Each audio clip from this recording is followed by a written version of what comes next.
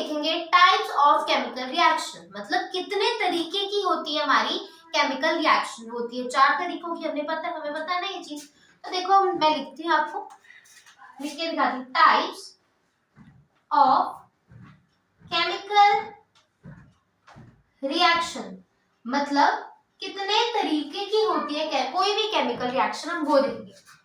वो होती है 4 तरीकों की। कितने तरीकों की, कितने टाइप्स की? 4। सबसे पहले हम पढ़ेंगे कॉम्बिनेशन रिएक्शन। क्या पढ़ेंगे? कॉम्बिनेशन रिएक्शन, ठीक है। फिर पढ़ेंगे डीकॉम्पोजिशन रिएक्शन, डीकॉम्पोजिशन रिएक्शन। उसके बाद पढ़ेंगे डिस्प्लेसमेंट रिएक्शन। क्या पढ़ेंगे? डिस्प्लेसमेंट रिएक्शन, ओके जी। उसके बाद पढ़ेंगे double displacement, double displacement reaction. ये हमारी होती है 4 तरीके की रिएक्शंस। केमिकल रिएक्शन को हम 4 हिस्सों में डिवाइड करते हैं। Combination reaction, decomposition reaction, displacement reaction and double displacement reaction. ये आप नोट कर लीजिए। उसके बाद हम पढ़ेंगे कॉम्बिनेशन रिएक्शन विस्तार से, मतलब अच्छी तरह से एक एक पॉइंट से एग्जांपल लेके सब कुछ आपको एक्सप्लेन करूंगी मैं, ओके। कॉम्बिनेशन रिएक्शन पढ़ेंगे, नोट कर लीजिए, ओके। अब हम देखेंगे कॉम्बिनेशन रिएक्शन क्या होता है, ठीक है। चलो देख लेते हैं। कॉम्बिनेशन रिएक्शन, ठीक है। कॉम्बिनेशन रिएक्शन में देखो क्या होता है। इसमें होता है the reaction in which a single product is form, जिसके अंदर सिर्फ सिंगल प्रोडक्ट फॉर्म होता है। बताया था ना, रिएक्टेंट होता है लेफ्ट साइड और प्रोडक्ट होता है राइट साइड, है ना, बताया था ना आपको।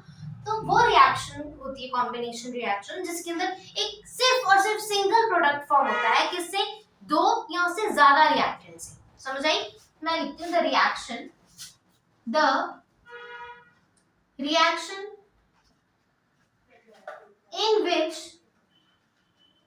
in which a single product is formed. क्या होता है फॉर्म? एक single product is form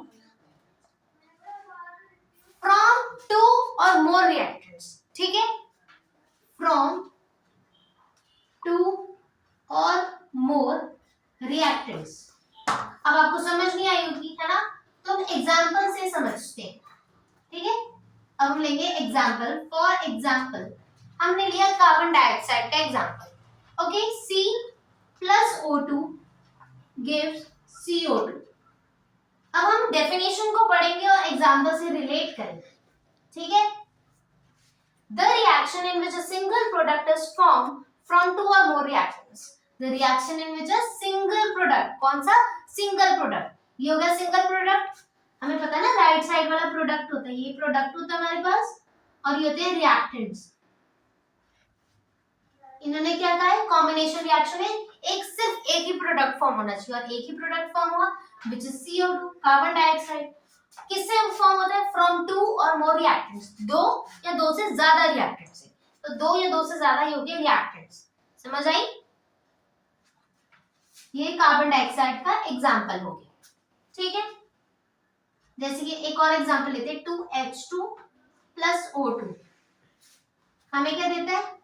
2H2O। इसके अंदर भी the reaction in which a single product is formed from 2 or more reactants, 2 या 2 से ज्यादा reactants। समझ आई कॉम्बिनेशन रिएक्शन क्या होता है। अब हम देखेंगे डिस्प्लेसमेंट रिएक्शन, ठीक है, इसे आप नोट कर लो। अब हम स्टार्ट करेंगे डीकॉम्पोजिशन रिएक्शन, ठीक है। पहले हमने कॉम्बिनेशन रिएक्शन पढ़ी थी, अब हम पढ़ेंगे डीकॉम्पोजिशन रिएक्शन। तो देखो ये क्या होता है। A chemical reaction in which a single compound decomposes into 2 or more products is called as decomposition reaction। उसके अंदर कॉम्बिनेशन वाले के अंदर क्या होता था? सिर्फ एक रिएक्टेंट होता था, एक या एक से ज्यादा, ठीक है, रिएक्टेंट्स होते थे, बट प्रोडक्ट सिंगल फॉर्म होता था। यही होता था ना, प्रोडक्ट हमेशा सिंगल फॉर्म होता था और रिएक्टेंट्स 2 या 2 से ज्यादा हो सकते थे। ये होता था कॉम्बिनेशन में। और डीकॉम्पोजिशन जो है ना, वो बिल्कुल उल्टा होता है कॉम्बिनेशन रिएक्शन के, जस्ट ऑपोजिट है, ठीक है। डीकॉम्पोजिशन उसके अंदर क्या होता है? इसके अंदर ना प्रोडक्ट 2 या 2 से ज्यादा हो सकते हैं, बट रिएक्टेंट्स नहीं होंगे, रिएक्टेंट्स एक ही होगा हमेशा। देखो रिएक्टेंट यहाँ पे एक ही होगा, हमें पता है ना, लेफ्ट साइड वाला यहाँ पे ये रिएक्टेंट्स होता है ना। और ये होता है प्रोडक्ट्स। ये क्या होता है? प्रोडक्ट्स। ओके जी, समझो डीकम्पोजिशन रिएक्शन क्या होता है, जिसके अंदर सिर्फ एक सिंगल कंपाउंड जो है डीकम्पोजेस होता है। सिंगल कंपाउंड यहाँ पे क्या है? ये रिएक्टेंट्स है। सिंगल कंपाउंड मतलब रिएक्टेंट्स। और किसमें डीकम्पोज? डीकम्पोज का मतलब होता है टूटना, ठीक है, टूटता है किसके अंदर? दो या दो से ज्यादा प्रोडक्ट्स में, उसे हम डीकम्पोजिशन रिएक्शन कहते हैं। अब अगली बात आई, डीकम्पोजिशन रिएक्शन जो होती है वो होती है एंडोथर्मिक रिएक्शन। क्या होती है? एंडोथर्मिक। अब ये एंडोथर्मिक क्या होता है? एंडोथर्मिक का मतलब होता है हमें हीट देनी पड़ती है, हीट अंदर आती है। इन मतलब अंदर, तो एन से याद रखो, एंडो, एंडो मतलब अंदर आती है हीट। थर्म, थर्म होता है हीट, ठीक है ना। एन मतलब अंदर, थर्म मतलब हीट, तो अंदर हम देते हैं हीट को, ठीक है, हीट को हम देते हैं तब रिएक्शन होती है, प्रोसीड, ठीक है। तो डीकम्पोजिशन रिएक्शन क्या होती है? एंडोथर्मिक होती है। इतना पता लगे, हमें हीट देनी पड़ती है केमिकल रिएक्शन में, पता लगे। डीकम्पोजिशन, डीकम्पोजिशन में क्या होता है? रिएक्टेंट्स यहाँ पे एक होगा, बट प्रोडक्ट्स जो हैं वो दो या दो से ज्यादा भी हो सकते हैं, समझ रहे हो। उसके बाद डीकम्पोजिशन रिएक्शन होती है एंडोथर्मिक। एंडोथर्मिक मतलब हमें हीट देनी पड़ती है, ठीक है। एंड मतलब अंदर देनी पड़ती है, थर्मिक मतलब थर्म होता है हीट, तो हमें हीट देनी पड़ती है केमिकल रिएक्शन, समझ रहे हो। आगे डीकम्पोजिशन रिएक्शन जो होती है वो तीन तरीके की होती है, तीन टाइप्स की होती है। First thermal decomposition, second photolysis, third electrolysis. तीन तरीके की होती है। तो थर्म, यहाँ पे थर्म का मतलब होता है हीट, इसका मतलब क्या होता है? हीट होता है, ओके। उसके बाद फोटोलिसिस, फोटोलिसिस यहाँ पे मतलब होता है लाइट, क्या होता है? लाइट। इलेक्ट्रोलिसिस यहाँ पे होता है इलेक्ट्रिक करंट, क्या होता है भाई? Electric current. अब ये जो एरो आपको दिख रहा है ना हर जगह, एरो, ये एरो क्या बता रहा है? ये प्रोडक्ट बन रहा है, रिएक्टेंट से प्रोडक्ट बन रहा है, ये डायरेक्शन बताता है। बट एक्चुअल में क्या होता है? ये जो एरो है ये कैटलिस्ट, जिसके ऊपर ये डेल्टा सा बना हुआ है ना, ये ट्रायंगल, इसे हम कहते हैं हीट। इसे हम क्या कहते हैं? हीट। ये हीट का साइन होता है, ओके।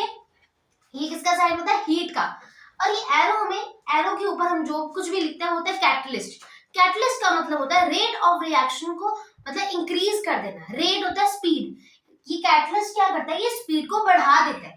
जैसे कि कोई भी रिएक्शन आधे घंटे में होनी है, सपोज मान लो, ठीक है, कोई भी रिएक्शन है उसे आधा घंटा टाइम लगता है, ठीक है, बट यही हमने क्या डाल दिया? कैटलिस्ट डाल दिया, मतलब ये हीट दे दी उसे। उससे क्या हुआ? जो रिएक्शन आधे घंटे में होनी थी वो 15 मिनट में हो रही है, आधे घंटे से वो 15 मिनट में, टाइम कम लग रहा है, तो इससे क्या हो रहा है? फास्ट हो रहा है रेट ऑफ रिएक्शन में, ठीक है। उसके अंदर इसे हम क्या कहते हैं? कैटलिस्ट कहते हैं। यहाँ पे कैटलिस्ट क्या है? हीट। यहाँ पे कैटलिस्ट क्या है? सनलाइट। यहाँ पर क्या है? Electric current. इतना आपको पता होना चाहिए। थर्मल डीकम्पोजिशन में हीट होती है, ओके। इसका एग्जांपल CaCO3 को हमने हीट दिया, कैटलिस्ट क्या है? यहाँ पे हीट है, हीट दी हमने, CaO बन गया और कार्बन डाइऑक्साइड रिलीज हो गया, ठीक है। अब फोटोलिसिस, फोटोलिसिस में आई हमारे पास लाइट, लाइट होती है। ये देखो, थर्म का मतलब होता है हीट, फोटो का मतलब होता है लाइट, इलेक्ट्रो, इलेक्ट्रो होता है इलेक्ट्रिक करंट, ओके। अब थर्मल डीकम्पोजिशन में इसका एग्जांपल आपको पता होना चाहिए। फोटोलिसिस में 2 AgBr को हमने सनलाइट दी, 2Ag प्लस Cl2 बन गया। इसके बाद हम देखेंगे इलेक्ट्रिक करंट, जो इलेक्ट्रोलिसिस होता है, NaCl को हमने लिया, उसके अंदर कैटलिस्ट क्या डाला? इलेक्ट्रिक करंट डाली। इससे क्या होगा? हमारी जो रिएक्शन है वो जो मतलब इंक्रीज हो जाएगा, उसका रेट मतलब वो फटाफट से हो जाएगी। मैंने आपको एग्जांपल बताया ना, जैसे कोई रिएक्शन आधे घंटे में होनी है वो 15 मिनट में हो जाएगी। जैसे अगर किसी रिएक्शन को 4 घंटे लग रहे हैं होने में, तो उसे अब 2 घंटे लगेंगे, टाइम कम लगेगा। क्यों लगेगा? क्योंकि कैटलिस्ट डाला, और कैटलिस्ट जस्ट क्या करता है? सिर्फ रिएक्शन को, स्पीड को इधर उधर करता है, बस उसको कुछ नहीं होता है, वो वैसे का वैसे ही रहता है, ठीक है। तो इसका हम देख रहे थे एग्जांपल इलेक्ट्रोलिसिस का, NaCl लिया, नमक जिसे हम कहते हैं, इलेक्ट्रिक करंट जो डाला कैटलिस्ट के अंदर, Na और Cl बन गया, ठीक है। ये हमारा हो गया डीकम्पोजिशन रिएक्शन, ठीक है। अब हम देखेंगे डिस्प्लेसमेंट रिएक्शन, तो इसे आप नोट कर लीजिए सारा, ठीक है। इसके बाद हम क्या देखेंगे? Displacement reaction, okay. अब हम देखेंगे डिस्प्लेसमेंट रिएक्शन। पहले हमने क्या देखी थी? सबसे पहले कॉम्बिनेशन देखी थी ना, कॉम्बिनेशन रिएक्शन, डीकम्पोजिशन रिएक्शन, दो हमने देख ली, अब दो और रहती है। अब हम देखेंगे डिस्प्लेसमेंट रिएक्शन क्या होता है। डिस्प्लेसमेंट रिएक्शन का मतलब होता है अ केमिकल रिएक्शन इन विच अ more reactive element displaces less reactive element. जो ज्यादा रिएक्टिव एलिमेंट है वो क्या करेगा? लेस रिएक्टिव एलिमेंट को कर देगा, मतलब चेंज कर देगा। पहले डेफिनेशन लिख लेते हैं। अ केमिकल रिएक्शन इन विच अ मोर रिएक्टिव एलिमेंट, जो ज्यादा रिएक्टिव एलिमेंट है, अ मोर रिएक्टिव या इलेक्ट्रोनेगेटिव, अ मोर रिएक्टिव एलिमेंट डिस्प्लेस कर देता है, डिस्प्लेसेस लेस रिएक्टिव एलिमेंट। ठीक है, लेस रिएक्टिव एलिमेंट को वो डिस्प्लेस कर देता है। इसे हम क्या कहते हैं, डिस्प्लेसमेंट रिएक्शन कहते हैं।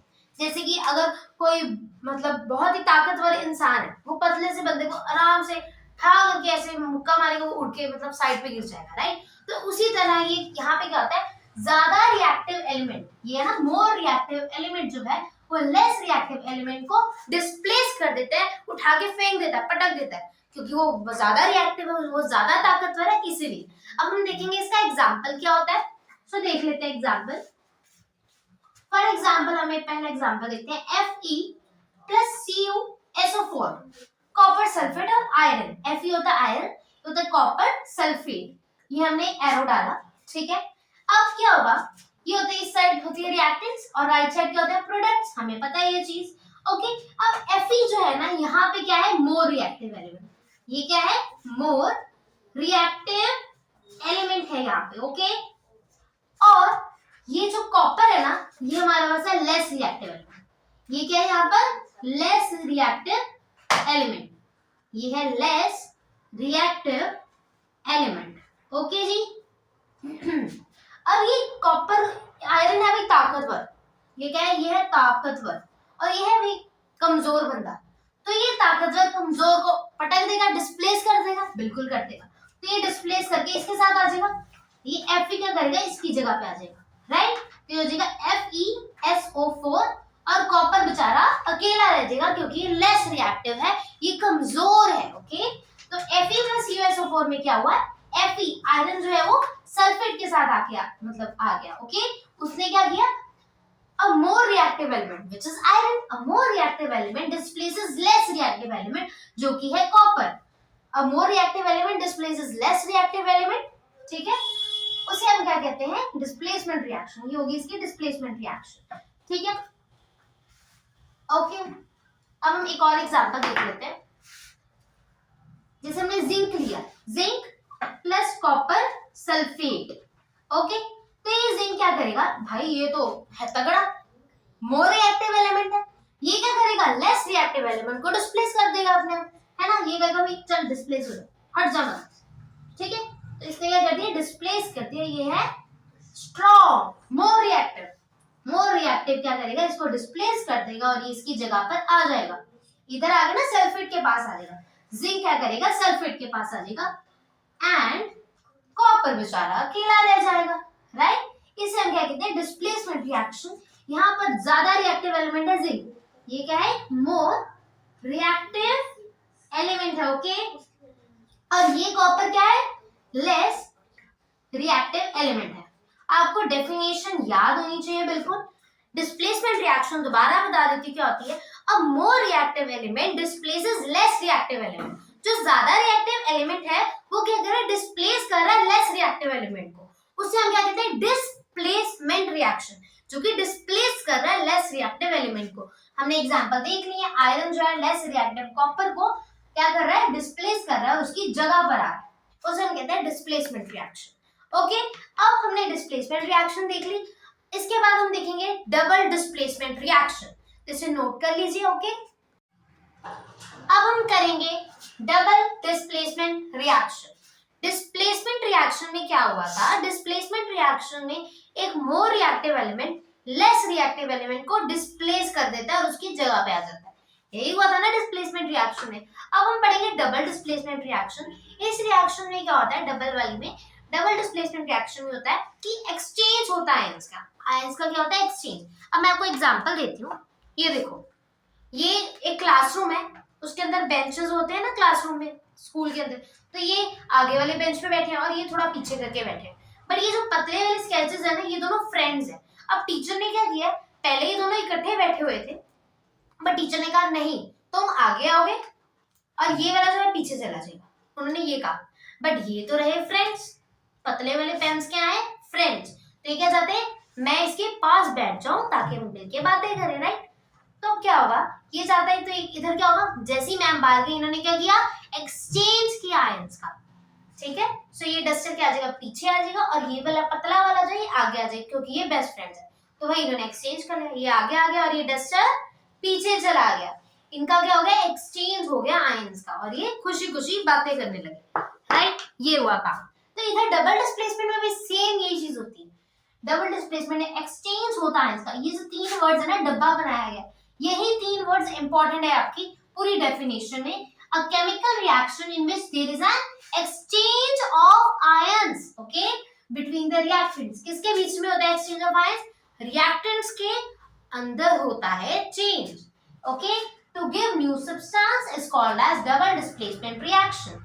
अब डबल डिस्प्लेसमेंट रिएक्शन आपको पता लग गई है कि एक्सचेंज होता है आयंस का बिटवीन रिएक्टेंट्स, ठीक है, रिएक्टेंट्स के बीच में एक्सचेंज होता है, इतना चीज पता लगी। अब हम करेंगे कि डबल डिस्प्लेसमेंट रिएक्शन में क्या क्या होता है।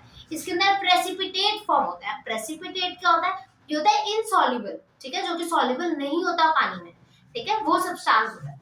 प्रेसिपिटेट फॉर्म होता है।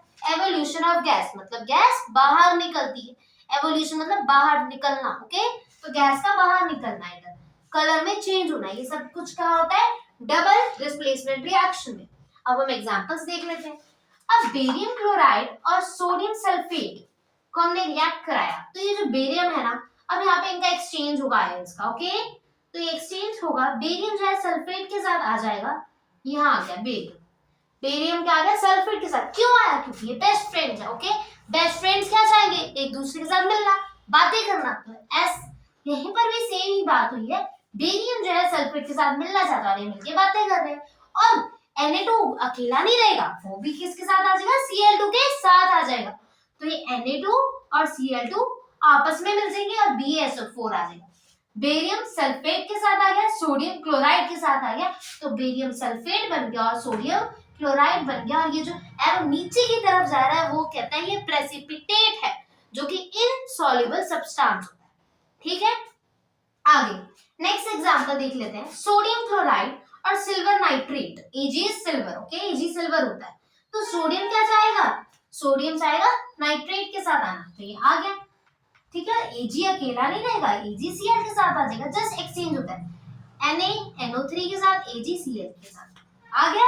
एक और एग्जांपल देखते हैं। Na2SO4 के अंदर क्या हुआ, अब Na जो चाहता है वो Cl के साथ आना, ये वाला इधर आना चाहता है, और BaSO4 बनना चाहता है, ये आपस में बातें करना चाहते हैं। और BaSO4 एरो जहां लगा है, नीचे वाले एरो का मतलब होता है प्रेसिपिटेट। क्या होता है, प्रेसिपिटेट। प्रेसिपिटेट का मतलब इनसॉल्युबल सब्सटेंस होता है। अब आपको समझ आ गई, ठीक है। डबल डिस्प्लेसमेंट रिएक्शन जिसके अंदर एक्सचेंज होता है आयंस का।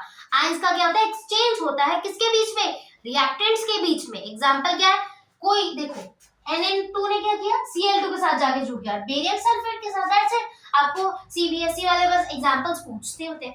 अब हम करेंगे, ये आप नोट कर लीजिए, इसके बाद हम करेंगे डिफरेंस किसके बीच में, डिस्प्लेसमेंट रिएक्शन और डबल डिस्प्लेसमेंट रिएक्शन के बीच में डिफरेंस करेंगे, जो कि काफी बार 2 बार पूछा गया CBSE में, इसे नोट कर लीजिए, फिर हम डिफरेंस करते हैं, ओके।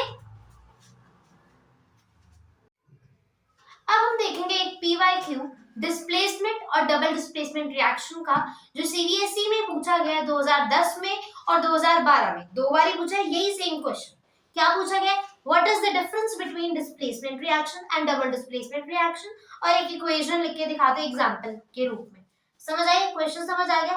अब मैं आपको एक एक डिफरेंस प्रॉपर वे से समझाऊंगी, बस आपने क्या करना है, समझना है अच्छी तरह से, ओके, और लिखना है नोटबुक में। सो हम स्टार्ट करते हैं। यहाँ मैं लिखूंगी डिस्प्लेसमेंट और यहाँ लिखूंगी मैं डबल डिस्प्लेसमेंट रिएक्शन, ठीक है। थोड़ा ना, एक मिनट, ठीक है। इस साइड डिस्प्लेसमेंट और उधर डबल डिस्प्लेसमेंट। इधर हम पढ़ेंगे डिस्प्लेसमेंट रिएक्शन, ठीक है, डिफरेंस पढ़ेंगे, ठीक है, और इधर पढ़ेंगे डबल डिस्प्लेसमेंट। अब फटाफट से, मैंने आपको डेफिनेशन बताई थी ना, फटाफट से बताओ क्या होती है, क्या मतलब क्या होता है, डेफिनेशन बताओ। चलो, डिस्प्लेसमेंट में क्या होता है, ज्यादा रिएक्टिव एलिमेंट डिस्प्लेस कर देता है लेस रिएक्टिव एलिमेंट को, ठीक है। A more reactive element displaces less reactive element is called displacement reaction. Okay.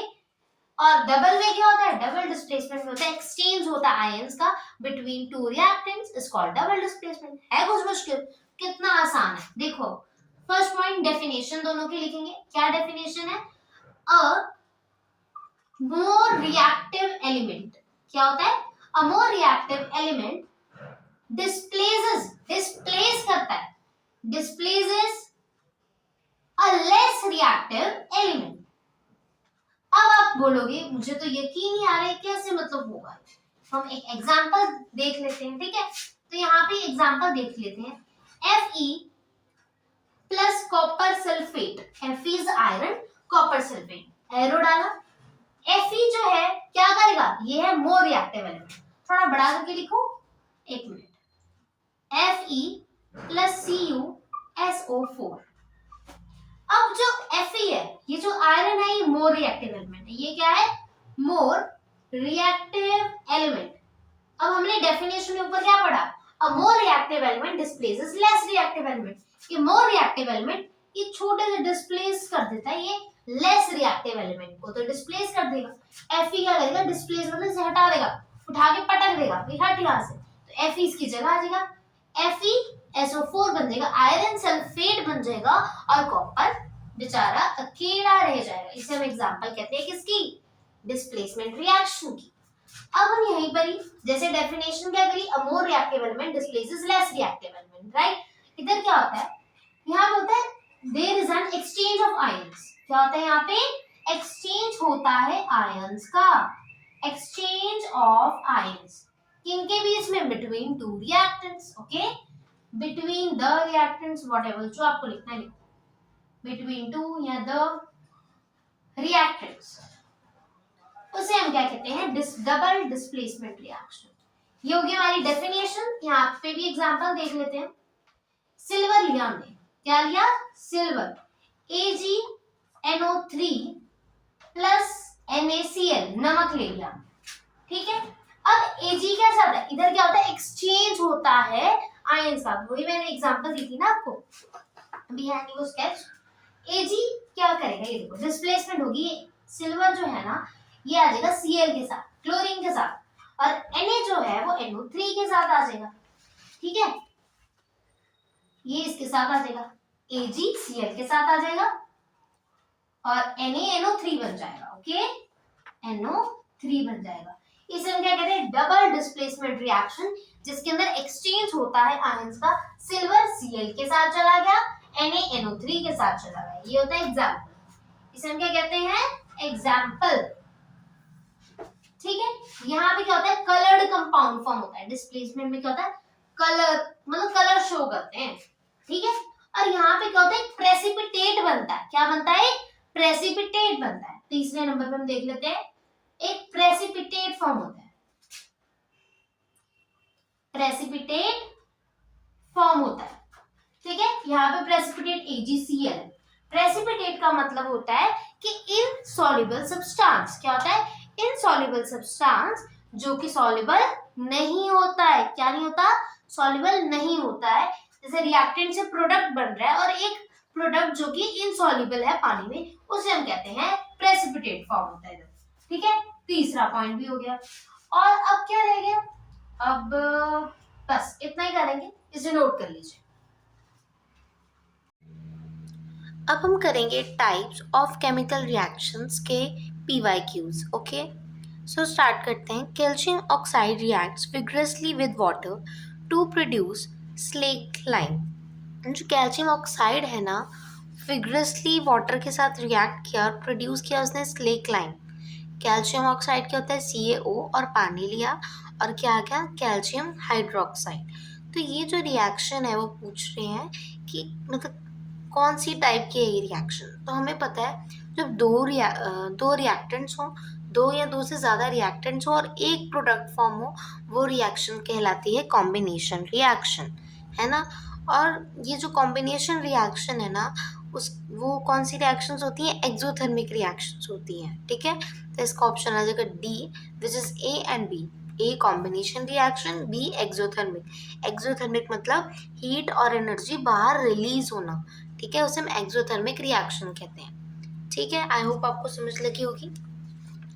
अब हम नेक्स्ट क्वेश्चन देखते हैं. When hydrogen sulfide gas is passed through a blue solution of copper sulfate, a black precipitate formed remains in the solution. The reaction in an example of, क्या कह रहे हैं, hydrogen sulphide मतलब H2S, okay, and copper sulphate मतलब CuSO4, इन दोनों ने react किया और क्या आ गया यहाँ पे CuS, जो ब्लैक पेन से सर्कल्ड है ना, तो कॉपर जो है वो सल्फर के पास चला गया, राइट, और H2 जो है वो SO4 के साथ चला गया. ये क्या हो रहा है, एक्सचेंज ऑफ आयंस हो रहा है, ठीक है, मतलब कॉपर सल्फर के साथ चला गया और H2SO4 के साथ, ठीक है ना, एक्सचेंज हो रहा है आयंस का, और एक्सचेंज आयंस का होने का मतलब है डबल डिस्प्लेसमेंट रिएक्शन. ठीक है, आगे हम नेक्स्ट क्वेश्चन देखते हैं. Study the following reaction. हमें दिया हुआ है H2 plus Cl2 gives 2HCl. ठीक है, अब हमने आइडेंटिफाई करना है किस टाइप की रिएक्शन है, और हमने एक बैलेंस केमिकल इक्वेशन लिखनी है और उसका एक एग्जांपल. सबसे पहले हम टाइप बताते हैं किस टाइप की है. अब देखो H2 plus Cl2 gives 2HCl, दो रिएक्टेंट्स हो, ठीक है ना, जिसके अंदर दो या दो से ज़्यादा रिएक्टेंट्स हो बट एक ही प्रोडक्ट फॉर्म हो, उसे हम क्या कहते हैं, कॉम्बिनेशन रिएक्शन. तो फर्स्ट का आंसर है कॉम्बिनेशन रिएक्शन. ओके, और हमने क्या लिखनी है, एक बैलेंस्ड केमिकल इक्वेशन लिखनी है, ठीक है ना, एग्जाम्पल के रूप में. तो ये एग्जाम्पल के H2 plus O2 gives 2H2, ये हो गया एक एग्जाम्पल. और नेक्स्ट है Na और Cl को जो हमने किया तो NaCl बन गया. ठीक है, अब नेक्स्ट क्वेश्चन देखते हैं. State the type of chemical reaction. हमने टाइप बतानी है इस केमिकल रिएक्शन की, किस टाइप की होती है. ठीक है, तो देखो A plus BC gives AC plus B. अभी कैसे आया, देखो ये जो B है ना, इस A ने B की जगह ले ली, A B की जगह आ गया तो ये AC बन गया और B बेचारा अकेला रह गया. तो ये कौन सी होगी, डिस्प्लेसमेंट रिएक्शन होगी. कौन सी होगी, पहली डिस्प्लेसमेंट, क्योंकि देखो ना A ने B की जगह ले ली, ठीक है, उसने डिस्प्लेस कर दिया और A आ गया और B अकेला रह गया, तो ये होगी डिस्प्लेसमेंट रिएक्शन. ठीक है, नेक्स्ट होती है A plus B gives C. जब दो या दो से ज़्यादा रिएक्टेंट्स हो और सिर्फ सिंगल प्रोडक्ट फॉर्म हो ना, उसे हम कहते हैं कॉम्बिनेशन रिएक्शन. ठीक है, आगे PQ plus RS gives PS plus RQ. अब इसमें क्या हो रहा है, P जो है वो S के पास चला गया और R जो है वो Q के पास चला गया, है ना. तो ये क्या हो रहा है, एक्सचेंज हो रहा है आयंस का, इसे हम कहते हैं डबल डिस्प्लेसमेंट रिएक्शन. ठीक है, अब A2O3 plus 2B gives B2O3 and 2A. तो क्या हो रहा है, जो B है वो ऑक्साइड के पास चला गया तो बन गया B2O3 बन गया, और 2A अकेला रह गया. इट मीन्स ये क्या है, एक डिस्प्लेसमेंट रिएक्शन है. क्या है ये, एक डिस्प्लेसमेंट रिएक्शन है. ठीक है, नेक्स्ट क्वेश्चन देखते हैं. A compound A is used in the manufacture of cement. When dissolved in water, it evolves a large amount of heat and forms compound B. Identify A and B. कह रहे हैं A कोई compound है जो कि manufacture करता है cement का, ठीक है, जो बनाता है सीमेंट को. When dissolved in water, जब उसे पानी में डुबोया गया तो लार्ज अमाउंट ऑफ हीट बाहर निकलती है और एक बी कंपाउंड फॉर्म करती है. तो पहले पार्ट में उन्होंने पूछा कि ए और बी है कौन. ठीक है, ए हमारे पास है कैल्शियम ऑक्साइड और बी हमारे पास है कैल्शियम ऑक्साइड है, मतलब कैल्शियम हाइड्रोक्साइड है. ठीक है, कैल्शियम ऑक्साइड है जो कि सीमेंट की मैन्युफैक्चरिंग में यूज होता है. बी जो है कैल्शियम हाइड्रोक्साइड है. ओके, पहले का आंसर मिल गया. सेकेंड पार्ट का आंसर देखेंगे अब हम. Right chemical equation for the reaction of A with water. अब हमने केमिकल इक्वेशन लिखनी है. कैल्शियम ऑक्साइड CaO को पानी में डाला तो कैल्शियम हाइड्रोक्साइड बन गया. थर्ड पार्ट में इन्होंने पूछा है कि दो तरीके की, मतलब ये कौन सी टाइप की रिएक्शन है. देखो दो, जिसमें दो या दो से ज़्यादा रिएक्टेंट्स हो और सिर्फ सिंगल प्रोडक्ट फॉर्म हो, उसे हम कॉम्बिनेशन रिएक्शन कहते हैं ना. तो ये कॉम्बिनेशन रिएक्शन की एग्जाम्पल पूछ रहे हैं हमें थर्ड पार्ट में. List 2 types of reaction in which this reaction में बी क्लासिफाइड. तो यही एग्जाम्पल्स दिए इन्होंने कॉम्बिनेशन रिएक्शन के। ओके, नेक्स्ट क्वेश्चन हम देखते हैं। अब हम name the type of chemical reaction represented by the following equation. कह रहे टाइप बताओ केमिकल रिएक्शन की जो कि रिप्रेजेंट होती है फॉलोइंग इक्वेशन से। तो ये 2022 में क्वेश्चन पूछा गया, 16 में और 15 में। So it is important. Okay, तो इन्होंने सिर्फ टाइप पूछा और कुछ नहीं पूछा हमसे। CaO और पानी को जब हमने मिलाया तो CaOH2 बन गया, which is calcium hydroxide. Okay, तो जब दो या दो से ज़्यादा रिएक्टेंट्स और सिर्फ सिंगल प्रोडक्ट फॉर्म हो उसे हम कहते हैं कॉम्बिनेशन रिएक्शन। ठीक है, तो फर्स्ट कौन सी होगी? Combination reaction.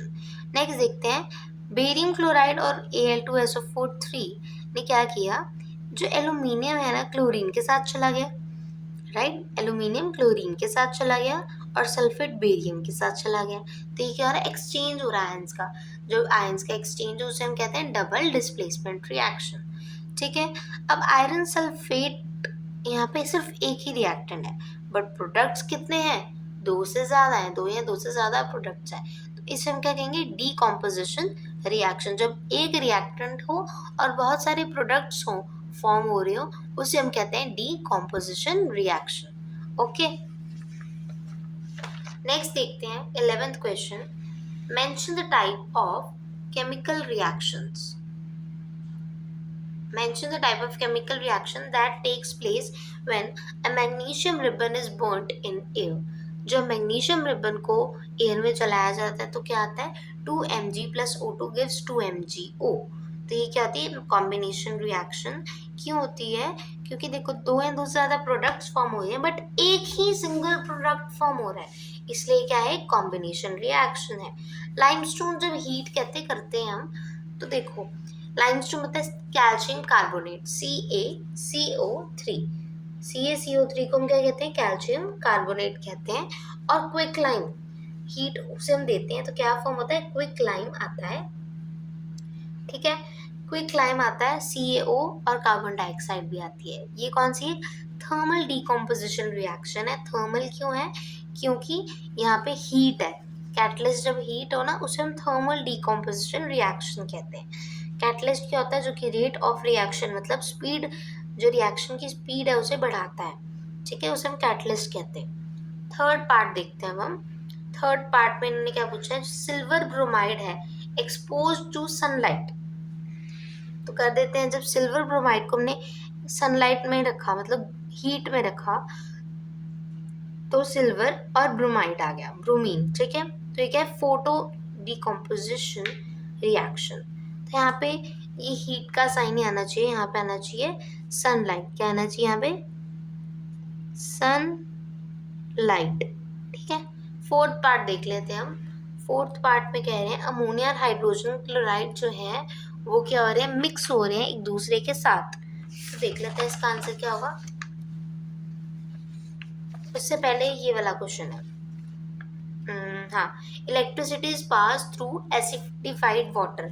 जब इलेक्ट्रिसिटी को जब हमने पास किया एसिडिफाइड वाटर में से, तो पानी को जब हमने इलेक्ट्रिक करंट में रखा तो H2 और O2 अलग अलग हो गया। ये देखो ना, जब हमने पानी को इलेक्ट्रिक करंट में रखा H2 और O2 अलग अलग हो गया। इसे इलेक्ट्रोलिटिक डीकॉम्पोजिशन रिएक्शन कहते हैं। फिफ्थ में उन्होंने कहा था अमोनिया और हाइड्रोजन क्लोराइड को रिएक्ट कराओ, मिक्स करो एक दूसरे के साथ, तो क्या बन जाएगा? अमोनिया और HCl, तो NH4Cl बन जाएगा, जो कि कॉम्बिनेशन रिएक्शन है। क्योंकि दो या दो से ज़्यादा रिएक्टेंट्स और हो और सिर्फ सिंगल प्रोडक्ट फॉर्म हो उसे हम कहते हैं combination reaction.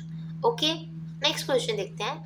Why decomposition reaction called opposite of combination reaction? क्यों हम डीकॉम्पोजिशन रिएक्शन को बिल्कुल ऑपोजिट कहते हैं कॉम्बिनेशन रिएक्शन के? हम इसलिए कहते हैं कॉम्बिनेशन रिएक्शन में पता क्या होता है? दो या दो से ज़्यादा रिएक्टेंट्स होते हैं बट सिंगल प्रोडक्ट फॉर्म होता है। इसका जस्ट उल्टा है डीकॉम्पोजिशन रिएक्शन। डीकॉम्पोजिशन में क्या होता है? उसमें ना सिर्फ एक रिएक्टेंट होता है बट कॉम्बिनेशन में सिर्फ एक प्रोडक्ट होता है। यहाँ पे रिएक्टेंट दो या दो से ज़्यादा हो यहाँ पे प्रोडक्ट दो या दो से ज़्यादा हो सकते हैं और यहाँ पे रिएक्टेंट दो या दो से ज़्यादा होते हैं। डेफिनेशन पढ़ लेते हैं। Combination reactions are those in which there are two और मोर रिएक्टेंट्स। कॉम्बिनेशन रिएक्शंस क्या होती हैं? वो जिसके अंदर दो या दो से ज़्यादा क्या हो, रिएक्टेंट्स हो, और सिर्फ सिंगल प्रोडक्ट फॉर्म हो रहा हो, ओके। एंड डीकॉम्पोजिशन रिएक्शन होता है कि जिसके अंदर सिर्फ एक ही रिएक्टेंट हो और प्रोडक्ट्स जो है वो दो या दो से ज़्यादा हो, उसे हम क्या कहते हैं, डीकॉम्पोजिशन रिएक्शन। Thank you.